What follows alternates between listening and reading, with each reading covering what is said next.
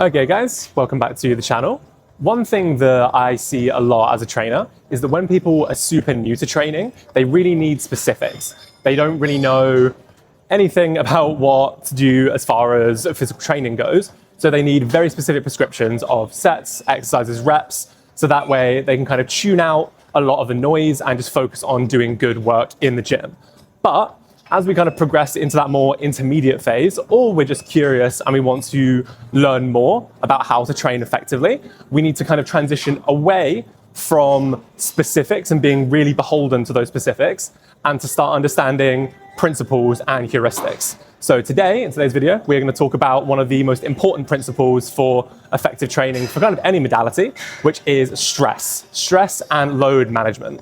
We're going to explore the effects that stress tends to have on the body, some ways of understanding it and some frameworks that we've used to make sense of it. And then we're going to unpack this concept of load management. It's this hot topic that's been buzzing around kind of the training social media sphere for the last couple of years now. So we're going to have a little look at how we can apply it to our own training, what it means, and why it's important to have a working knowledge of it. So I think a really good place to kind of get started is to understand what training is. Like, what are we actually trying to do when we train in the gym? When we really get down to the nitty-gritty of it, all training is imposing stress on a system, that's our body, to impose desired adaptations, whether that's physiological adaptations, like getting bigger muscles, improving our VO2 max, or in certain cases, skill adaptations as well. Getting better at playing a sport, getting more efficient at organizing our body, just becoming better at the tasks that we're being given to do. So historically, a more traditional version of this understanding of stress has a very linear kind of cause and effect understanding of how stress impacts the body. But thankfully, these days, we have what I would consider to be a better and a more holistic understanding of how all these systems kind of interplay and work with each other dynamically. So without getting too much into the weeds of the science, this old version of understanding stress is what we call general adaptation syndrome, which is a very kind of homeostatic look at the way that our body adapts to stress. The body kind of receives and interprets these physiological stimuli and then does its best to kind of return us to the mean, to return us to the average, to keep the system stable and robust. Contrary to this, many people, such as myself these days, have adopted a more kind of allostatic approach to this physical adaptation, which is where rather than returning to the mean, returning to an average state based on purely physiological inputs, we are making physical changes and developments based on a lot of different kinds of external sources of information that our body is receiving. This is the essence of what we call the BPS model, or the biopsychosocial model. And in its simplest form, it's kind of a rejection of this really strong focus on a biomechanical lens to understand not just human movement, but human adaptation to stress. Kind of going through it very, very quickly, one letter at a time. The B isn't just for biomechanics, it's for biology. So this can be stuff like our metabolic or endocrine health. This can be any kind of biological input that is affecting us, not just joints, bones, and more structural causes that a lot of more biomechanics focused coaches really like to emphasize, sometimes to the exclusivity of everything else. The P, psychology or psychological factors, include mental health, self-image, our attitudes toward our training, anything that is going to affect the psychology of how we approach not just training, but our whole life. And then the S, social, that can be all of the relationships and the way that we interact with the various people that we might encounter in our life. So that's romantic relationships, friendships, family, co-workers, your professional life. All of these things are going to have an impact on the body. For someone like myself who likes to use the biopsychosocial model as a lens to understand training, all of these factors are so inextricably linked that they can't really be separated. You can't really divide things very neatly into their individual buckets because they're all overlapping and all happening at once. So if we want to have a more well-rounded and what I would call a more accurate understanding of how the human body reacts to stimuli, we need to take into account all of these factors simultaneously. So that can sound like a lot. That's kind of our basic understanding of stress. But you might hear all this and think, okay, cool, that's really nice theoretically and academically, but what does that mean for my training? How can I actually apply that in the gym? That is where this understanding of load management comes in.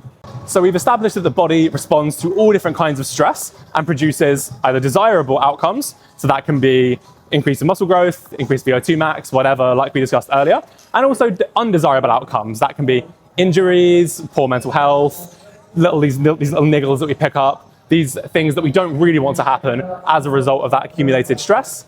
Load management, as you might be able to guess from the words, is just managing that stress. So that way we can get more of the desirable outcomes and less of the undesirable ones. Once you understand this concept and really internalize it, it makes all of your training so much more simpler because it is always there as like a cardinal point to guide all of your training decisions. Some people would critique it as being somewhat unfalsifiable because the answer to a lot of these questions is, at the end of the day, some kind of load management issue. But I think that does just kind of go to show how important this issue is. Everything in some way can be seen or can be managed with this idea of load management. At the end of the day, it's all just finding ways to manage the load that we're putting through our body. Enough to get the good outcomes, but not too much so we avoid most of the bad outcomes. For example, I have a really appropriate personal anecdote for how important load management can be.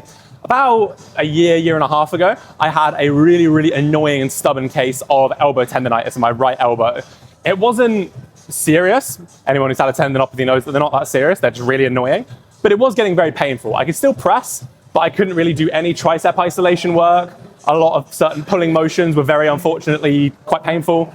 And it got to the point where even scratching the back of my head was like maybe a 7 or an 8 out of 10 pain. I had about a 3 or 4 month period where I was just banging my head against the wall, trying to figure out what to do about this. I was trying loads of different accessories. I was scouring the internet for all kinds of like rehab protocols. I was like really focused and dialed on the specific angle of my elbows and pressing movements and trying different variations that seemed to not annoy my elbow, but nothing seemed to really make that much of a dent in it until I kind of took a step back from my training and I realized at the time I was really focused on getting good at pull-ups. And because I was working in a gym at the time, so still am, I had access to a pull-up bar basically all the time. So I was just doing sub-maximal sets of pull-ups. I was doing sets of 5, 6, 7, 8 pull-ups, but so many times throughout the week that the overall volume was getting quite intense, at least for where I was at that point in my training journey. I was doing several hundred pull-ups a week. I just reduced the amount of pull-ups I was doing, just took down that total volume. And then within about 2 or 3 weeks, the elbow tendonitis was basically gone. It was functionally resolved. I didn't need any fancy rehab exercises or any special red light therapy recovery protocols. I just needed to take stock of the overall picture of my training and the stress that I was putting through my body, and then have a look and see what might be causing these kind of undesirable outcomes, and just manage that and just tinker with the volume. It can be really hard when you're really in the midst of your own training, especially if you're programming for yourself, to kind of see the wood for the trees. You can get so tunnel visioned on like the day-to-day, session-to-session feeling and the work that you're doing that you can kind of miss the bigger picture. All I needed was to do to resolve this issue was just make some quite small adjustments and the issue kind of resolved itself. I think this goes to show that if you kind of keep load management as this like North Star concept in your programming and in your training, whenever any issues arise, you're gonna get to the issue sooner rather than later. You don't need to have very specific answers to everything because there are a lot of different ways to manage it. It's all load management at the end of the day. So if you just keep that in mind, you're probably gonna fix it without too many problems. One of the good things, but also one of the overwhelming things about this concept of load management is there's so many ways to do it. If our goal is just to manage our overall training volume or our training dose, there's so many different ways that we can manipulate that. So in the interest of giving you some kind of practical concepts to apply to your own training and not have it all be theoretical knowledge today, here are a couple of load management strategies that you can apply to your own training or to clients' training or whatever you're doing. We'll start with some of the slightly more obvious ones, and then we'll go on to some slightly more nuanced ones towards the end. So strategy number 1, we've already kind of touched on. Just reduce the overall volume or the intensity of your training. This doesn't need to be super drastic if you don't want it to be. Remove a set of a few exercises here and there. Take things down an RPE point or 2. Maybe even remove exercises entirely if you're already getting some exposure to that movement pattern in your training week. This goes doubly for these like big barbell compound movements, which are a lot more likely to be more fatiguing compared to smaller isolation stuff like a bicep curl. Especially if you're kind of more in that intermediate to advanced stage of training, you don't necessarily need to do as much volume as you might think you do. So you can probably still make really good progress on the lifts that you want to progress, but you can just be a bit more discerning about the amount of volume, the amount of variations that you're actually doing throughout the course of your training week. Number 2, another quite simple, intuitive one, is just bump your calories or the amount of sleep you're getting. Even if you only do it temporarily, sometimes you'll find that if you're just picking up lots of like small little injuries, or you're just not feeling as hot or as poppy in training, just eating a couple hundred more calories a day or trying to get a little bit more sleep can be such an easy fix, because again, that is us managing the overall load going through the system. So compared to the first strategy, where we're actually reducing the amount of stress, this one, we're trying to bump our recovery from that stress. Again, a lot of these load management strategies might seem like really obvious, but you would be surprised how few people kind of have the presence of mind to be reactive with their training like this. Next time you're having a couple of slow weeks of training, just try and add a couple extra snacks into your day.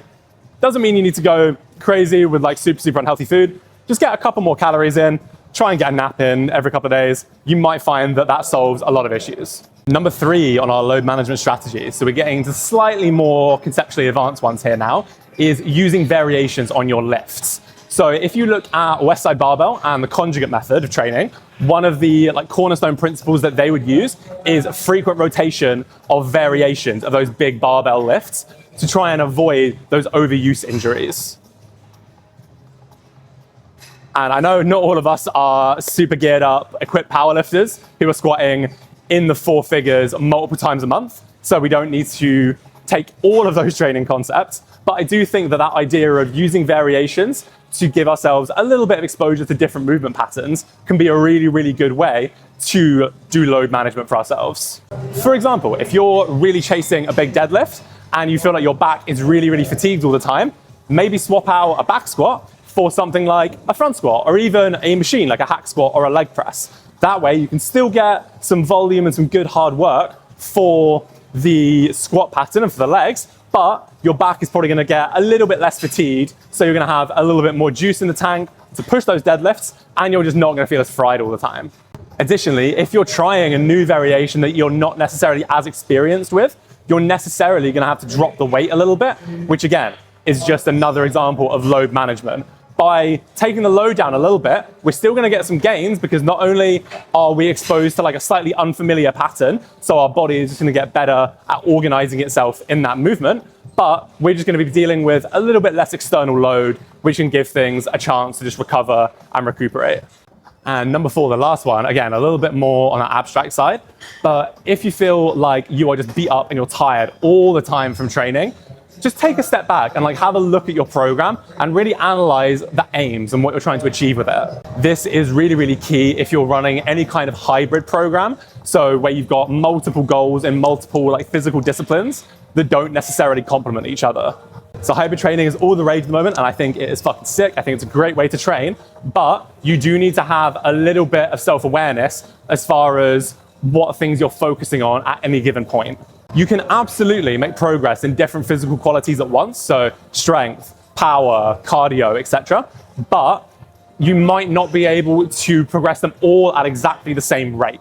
Even if you are an absolute weapon of an athlete and you are super down to train every single day, you do just have limited resources, whether that be time, whether that be energy, or whether that just be the fatigue that you can actually tolerate before things start to break down. You've got time. The thing that I say to everybody I train with, whether they're beginners, whether they're intermediate, whether they're more advanced, is that the goal for me as their coach is to have them training in some capacity for the rest of their life.